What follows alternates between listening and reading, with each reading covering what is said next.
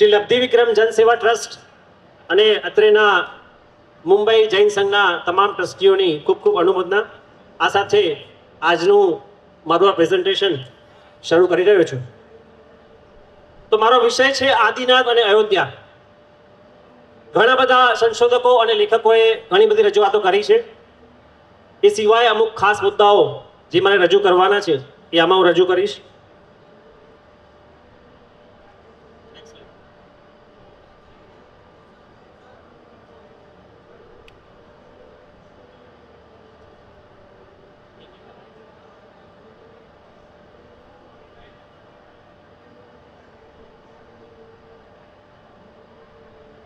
ખૂબ સુંદર પંક્તિઓ છે પદ્મ વિજયજી મહારાજ સાહેબ રચિત. આદિદેવ અલવેશરૂપ. ભગવાન આદિશ્વર કેવા છે? મનોહર છે, આપણા સૌના મનને હરી લે એવા છે. વિણીતા નગરીના રાજા છે, નાભિરાય કુલ મંડળો મરુ દેવામાં આવ્યો. 500 ધનુષની દેહડી પ્રભુજી પરમ દયાલ. 84 લાખ પૂર્વનું જસ આયુ વિશાલ. વૃષભ લંછણ જીને વૃષભ ધરવું એ ઉત્તમ ગુણમણી ખાણ. એક નહીં આખી ખાણ છે, ગુણોની ખાણ છે. તસપદ પદ્મ સેવન થકી લઈએ હવે ચલઠાણ. ગુજરાતી શબ્દ આદિ. આદિ શબ્દનો અર્થ છે પ્રથમ. પ્રથમ, પ્રારંભિક, અગ્રિમ, એ આદિ શબ્દનો અર્થ છે. અને એ અર્થમાં ભગવાન જે ઋષભદેવ છે એને આપણે આદિશ્વર તરીકે પણ ઓળખીએ છીએ. હવે બીજી એક વાત રજૂ કરવાની થાય કે પ્રથમ કયા સંદર્ભમાં પ્રથમ છે, કયા કાળમાં પ્રથમ છે. આપણે પ્રથમ તો કહી દઈએ છીએ, તો પ્રથમ આ અવસર્પિણી કાળમાં પ્રથમ છે અને આ ભરતખંડમાં પ્રથમ છે, બીજા ક્ષેત્રમાં નહીં, બીજા કોઈ કાળમાં નહીં. તો પ્રથમ કયા સંદર્ભમાં છે એ પણ એક અગત્યની વાત છે. અયોધ્યાનું ભૌગોલિક લોકેશન જોઈએ. ભારતના ઉત્તર પ્રદેશ રાજ્યમાં આજનું અયોધ્યા જિલ્લામાં આવેલું પ્રાચીન નગર. અયોધ્યા શબ્દની વાત કરવી છે. યુદ્ધ શબ્દનો સંસ્કૃતમાં અર્થ થાય છે લડવું. ઘણા બધા સંશોધકોએ વાત કરી. આપણા સૌના ફિંગર ટીપ પર જે આપણો સૌનો માનીતો જે સંદર્ભ છે ગૂગલ. તો ગૂગલ શું કહે છે? ગૂગલ અયોધ્યા વિશે શું કહે છે, શું લખે છે જુઓ. જૈન કાવ્ય આદિ પુરાણ અનુસાર યુદ્ધ શબ્દનો અર્થ થાય છે લડવું. તો અયોધ્યા ન લડવા યોગ્ય, મતલબ શત્રુઓ માટે અજય છે, આની સામે લડાય નહીં કદી, એવી છે અયોધ્યા નગરી. બીજું મળે છે પાલી ભાષામાં એક અયોધ્યા શબ્દ મળે છે. અયોધ્યા શબ્દનો અર્થ પણ અયોધ્યા થાય છે, જે આપણા સાહિત્યમાં મળી આવે છે. જૈન, બૌદ્ધ, ગ્રીક અને ચીનના સંદર્ભમાં એક ઐતિહાસિક નામ સાકેત પણ મળી આવે છે. તો સાકેત શબ્દનો શું અર્થ છે? સ અને અકેતન. અકેતનનો અર્થ થાય છે ભવ્ય ઇમારતો. તો જે નગરમાં ભવ્ય ઇમારતો છે એનું નામ છે સાકેત. સ અને અકેતન આ બે શબ્દો મળીને બનેલો છે. કલિકા સંલગ્ન હેમચંદ્રાચાર્ય વિરચિત ત્રિષષ્ઠી શલાકા પુરુષ ચરિત્ર પર્વ 1-2 એમાં લખ્યું કે કુબેરે 12 યોજન લાંબી, 1 યોજન એટલે 4 ગાઉ, 4 ગાઉ 8 કિલોમીટર, 8 માઇલ અને 13 કિલોમીટર. 4 ગાઉ 8 માઇલ 13 કિલોમીટર એવા 12 યોજન લાંબી અને 9 યોજન પહોળી એ વિનીતા નગરીનું માપ છે. અને એમાં લખ્યું કે એનું અયોધ્યા એવું બીજું નામ પણ રાખ્યું. એટલે સ્પષ્ટ થઈ ગયું કે આ વિનીતા નગરી બીજી કોઈ નહીં પણ આજની અયોધ્યા છે. એ સિવાય આપણા બીજા તીર્થંકર અજીતનાથ ભગવાન, ચોથા તીર્થંકર અભિનંદન સ્વામી, પાંચમા તીર્થંકર સુમતીનાથ ભગવાન અને 14મા તીર્થંકર અનંતનાથ ભગવાન, એમના પણ 4 કલ્યાણકોની ભૂમિ છે. એ બાબત અહીંયા ઉલ્લેખનીય છે. તો આ બધી બાબતો પરથી સ્પષ્ટ થાય છે કે વિનીતા નગરી, અયોધ્યા, સાકેત આ એક જ નગરીના બધા નામો છે.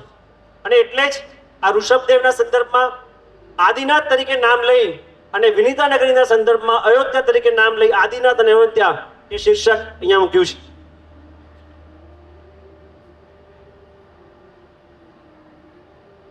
ચેવન અને જન્મ કલ્યાણકની ઘણી બધી વાતો આગળના લેખકોએ રજૂ કરી છે.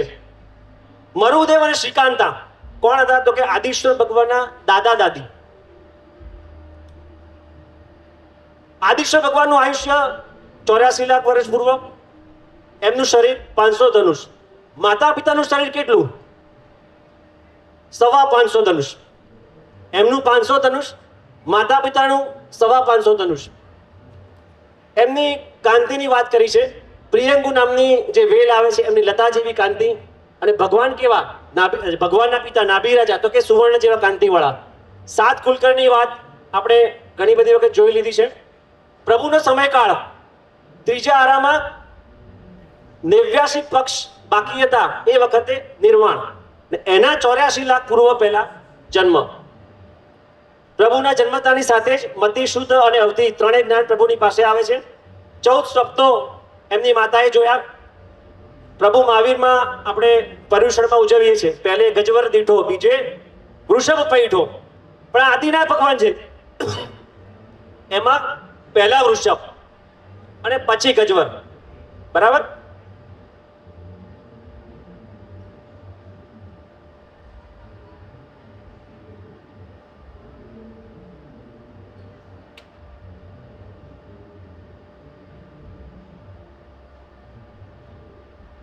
પ્રભુના જન્મની વાત છે. 14 સ્વપ્નો આવે છે માતાને, અને નાભી રાજા એનો વિચાર કરીને કહે છે કે તમને ઉત્તમ કુલકર પુત્ર થશે. ત્યાર પછી ઇન્દ્ર મહારાજા વિસ્તારથી જણાવે છે. અને ચૈત્ર માસના કૃષ્ણ પક્ષની અષ્ટમીના દિવસે એ જન્મ થાય છે યુગલનો. નારકીના જીવો હર્ષ પામ્યા.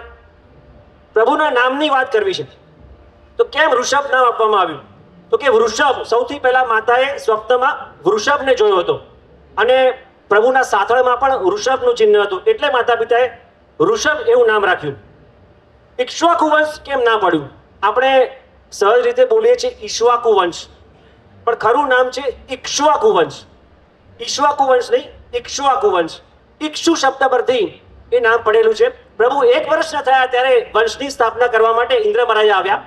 પ્રભુ પિતાના ખોળામાં બેઠા હતા, અને સહજ રીતે પ્રભુએ એ ઇન્દ્ર મહારાજા પાસે જે ઇક્ષુ હતી એ ઇક્ષુલતા ગ્રહણ કરી, શેરડીનો સાંઠો. અને એ જે ઘટના છે એનાથી પ્રેરાઈને પ્રભુના વંશનું નામ ઇક્ષ્વાકુ વંશ નામ પડ્યું. તીર્થંકરને જે 34 અતિશયો પ્રાપ્ત થાય તે પૈકીના 4 અતિશયો જન્મથી પ્રાપ્ત થયા. જેમ કે પ્રભુને પરસેવો ના થાય, દુર્ગંધ ના આવે, એમનામાંથી લોહી ના નીકળે, દૂધની ધારા નીકળે, ક્યારે શરીરમાંથી ગંધ ના આવે, એમના આહાર નિહાર ચર્મ ચક્ષુથી અગોચર હોય,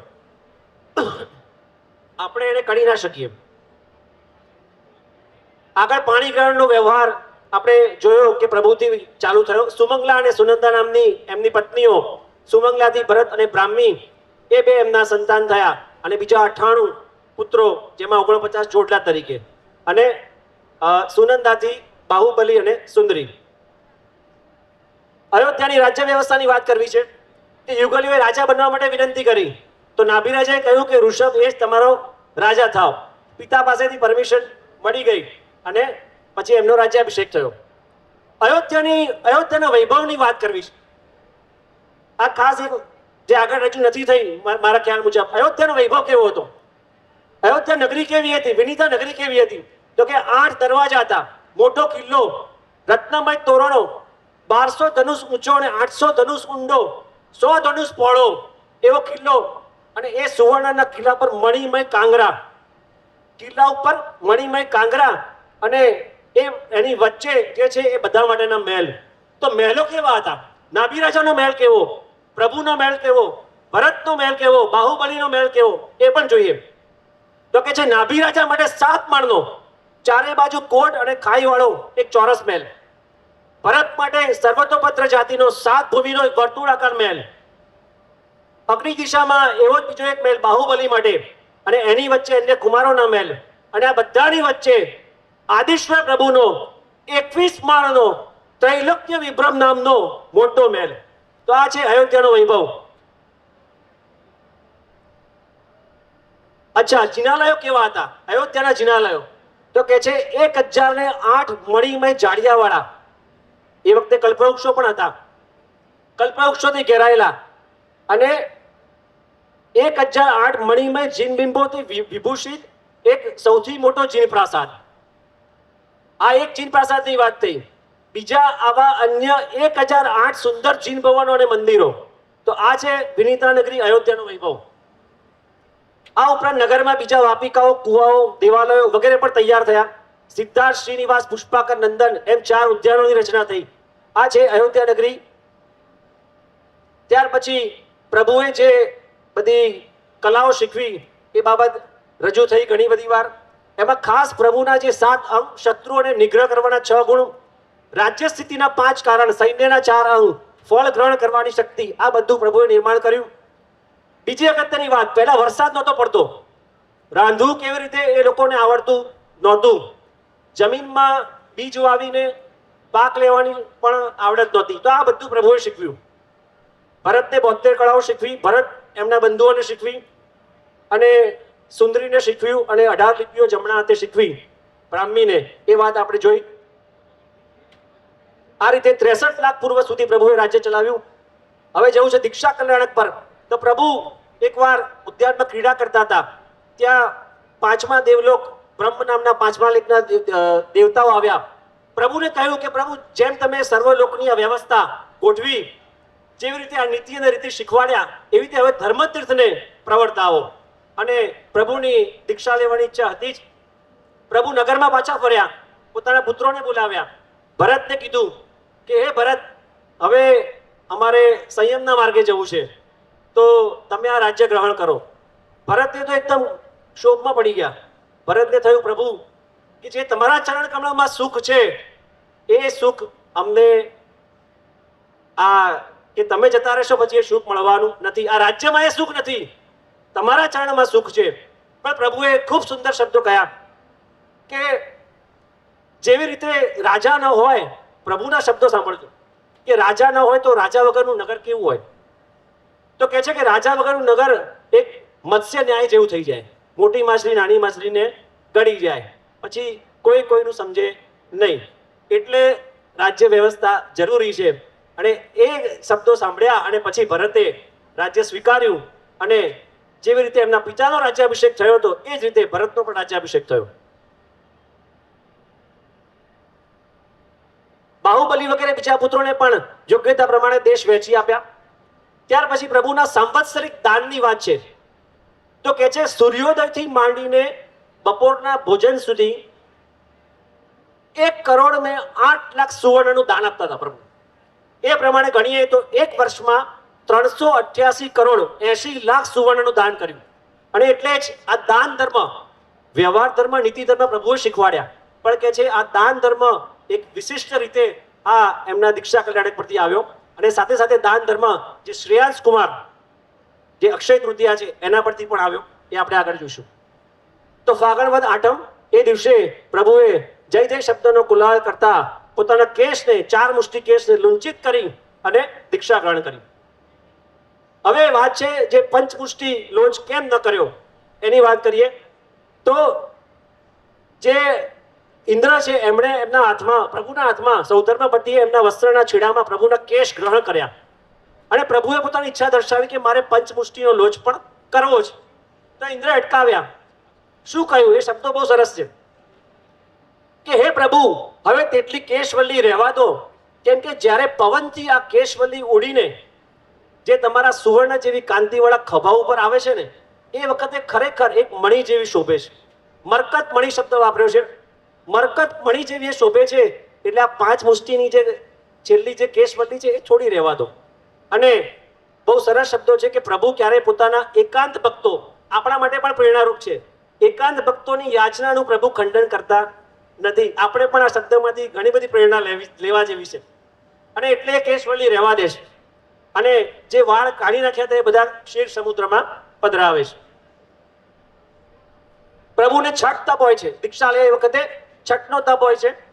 અને આ શબ્દો છે કે આ સગળા સાવધ્ય યોગનું પ્રત્યાખ્યાન કરું છું એમ કહીને મોક્ષ માર્ગના એ ચારિત્રને ગ્રહણ કરે છે. નારકીના જીવો સુખ પામે છે. અને મનપરવ દીક્ષાની સાથે જ પ્રભુને ચોથું મનપરવ જ્ઞાન પ્રાપ્ત થાય છે. પ્રભુનો ચરણ કમળનો જે વિરહ છે એ સહન થતો નથી. કચ્છ, મહાકચ્છ વગેરે રાજાઓ છે, એમને પણ આ વિરહ સહન થતો નથી. એક સાથે 4000 રાજાઓ પ્રભુની સાથે દીક્ષા લઈ લે છે. અક્ષય તૃતીયાનો પ્રસંગ છે કે પ્રભુ વિચરતા હોય છે. અને એ વખતે સામાન્ય મનુષ્યો, આપણા જેવા સામાન્ય મનુષ્યો, એ પ્રભુને પીરસવાની, પ્રભુને વોરાવવાની જે વિધિ છે એ જાણતા નથી હોતા, અને એટલે પ્રભુ 1 વર્ષ સુધી નિરાહાર રહે છે. અને અક્ષય જે આ શ્રેયાંશ કુમાર છે, એ શ્રેયાંશ કુમાર આ વિધિ જાણતા હોય છે, અને એટલે એ શ્રેયાંશ કુમાર એ પ્રભુને વોરાવવા માટે જે તુલ્ય બને છે. અને શ્રેયાંશ કુમારની ઓળખાણ આપી દઉં કે પ્રભુના જે 2 પુત્રો ભરત અને બાહુબલી, એમાં બાહુબલીના પુત્ર એ સોમપ્રભ રાજા, અને સોમપ્રભ રાજાના શ્રેયાંશ કુમાર, એટલે પુત્રના પૌત્ર, એટલે ભગવાન આદિશ્વરના પ્રપૌત્ર થાય. શ્રેયાંશ કુમાર એટલે ભગવાન આદિશ્વરના પ્રપૌત્ર. તો ભગવાન વિચરતા હોય છે, નગરમાં ખબર પડે છે કે ભગવાન આવ્યા છે, બધા લોકોનો કોલાહલ થાય છે. આ બાજુ શ્રેયાંશ કુમાર પોતાના મહેલની અંદર હોય છે, અને શ્રેયાંશ કુમારને ખ્યાલ આવે છે, છડીદાર મોકલે છે કે શું થયું છે, નગરમાં કોલાહલ છે, જાણો. છડીદાર આવીને બધી વાત કરે છે, અને પ્રભુ કહે છે કે પ્રભુ આવ્યા છે. શ્રેયાંશ કુમાર તરત બહાર જઈને પ્રભુને ચરણમસ્તક કરે છે, વંદન કરે છે. અને એ વખતે એ દ્રશ્ય જોઈને શ્રેયાંશ કુમારને પોતાના પૂર્વ ભવનું જાતિ સ્મરણ જ્ઞાન થાય છે, અને એ વખતે યાદ આવે છે કે આ પ્રભુ એટલે બીજા કોઈ નહીં, પણ ગયા જન્મમાં પ્રભુનો ગયો જન્મ કે જે વજ્રનાભ સ્વામી હતા પ્રભુ, એ વજ્રનાભ સ્વામી 33 સાગરોપમનું આયુષ્ય ભોગવીને આદિશ્વર ભગવાન બને છે. તો ગયા ભાવમાં વજ્રનાભ સ્વામી હોય છે. એ વખતે આ શ્રેયાંશ કુમાર એ એમના એક શિષ્ય કહો, કારણ કે એમની પાસે દીક્ષા લીધેલી, અને એક પિતા તરીકે કહો તો નહીં, પણ એમના જે દીકરા છે વજ્રસેન, એ વજ્રસેન અને વજ્રનાભ સ્વામી. તો વજ્રનાભ સ્વામી એ પ્રભુ હતા, એમના પિતા એ વજ્રસેન હતા. અને ગયા ભાવમાં શ્રેયાંશ કુમાર કોણ હતા? તો કે શ્રેયાંશ કુમાર એમના સારથી, રથ ચલાવનાર સારથી હતા. અને પ્રભુનો જીવ એટલે વજ્રનાભ સ્વામીએ એમના પિતા વજ્રસેન પાસે ગયા ભાવમાં દીક્ષા લીધેલી. એ વખતે શ્રેયાંશ કુમારના જીવે પણ વજ્રસેન સ્વામી પાસે દીક્ષા લીધી હતી, અને સાંભળ્યું હતું કે આ વજ્રનાભનો જીવ છે, એમના મોઢે સાંભળ્યું હતું કે આ વજ્રનાભનો જીવ એ આવતા ભાવમાં તીર્થંકર બનશે, ભરતખંડમાં પ્રથમ તીર્થંકર થશે. એ વાતનું એમને જાતિ સ્મરણ જ્ઞાન થાય છે.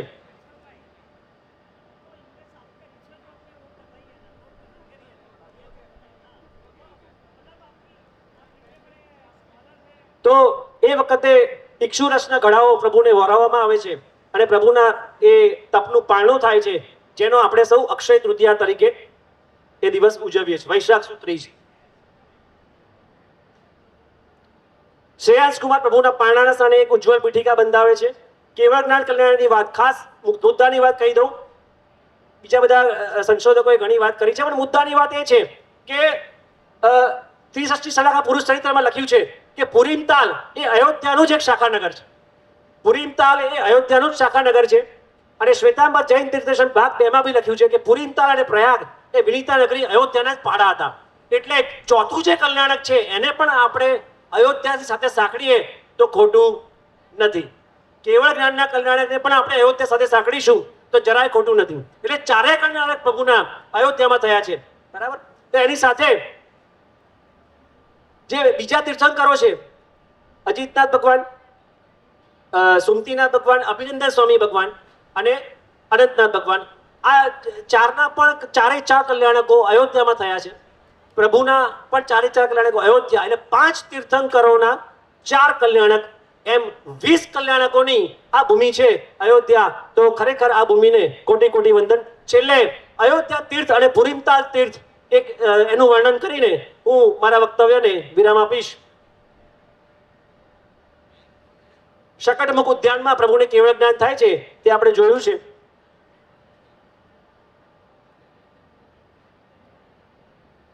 મરુદેવા માતાના પણ વર્ણન આપણે જોઈ લીધું.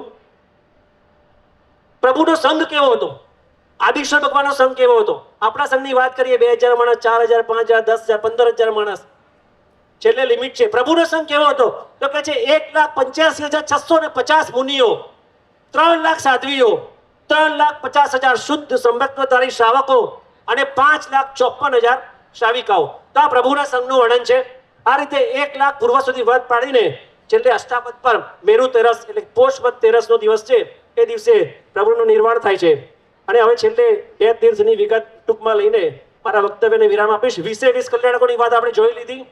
અયોધ્યા તીર્થ પરની વાત છે તો અજીતનાથ ભગવાનનું શ્વેતાંબર પરંપરાનું એક ખૂબ સુંદર જિનાલય અને આ બધા નામો મળે છે. ગૂગલ ઉપર એક અલગ સરસ વાત લખી છે, મને યાદ આવી કે કલ્પસૂત્રમાં ઇક્ખાક ભૂમિ, અયોધ્યાને ઇક્ખાક ભૂમિ એટલે કે ઈક્ષ્વાકુ ભૂમિ તરીકેનું પણ નામ આપવામાં આવ્યું છે. વગેરે કોશલ, અવધ્યા, અવધપુરી, રામપુરી, સાકેતપુરી વગેરે નામો પણ મળી આવ્યા છે.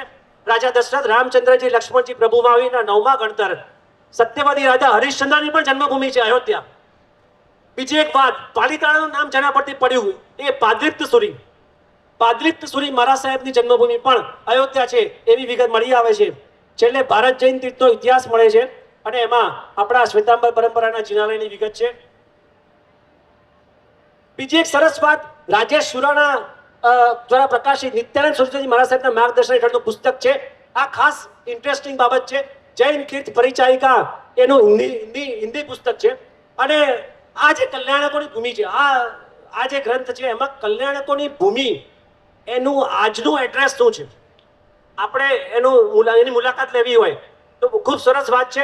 દર્શનીય સ્થળમાં એમાં ઉલ્લેખ કરેલો છે ભગવાન શ્રી ઋષભદેવ ટોંક જન્મસ્થાન મોહલ્લા સ્વર્ગદ્વાર નિકટ પુરાણા થાના અયોધ્યા. સેકન્ડ, ભગવાન શ્રી અજીતનાથ જન્મસ્થાન ટોંક મોહલ્લા. અને એ રીતે 5 ભગવાનની જન્મભૂમિ છે એના સ્થાન છે.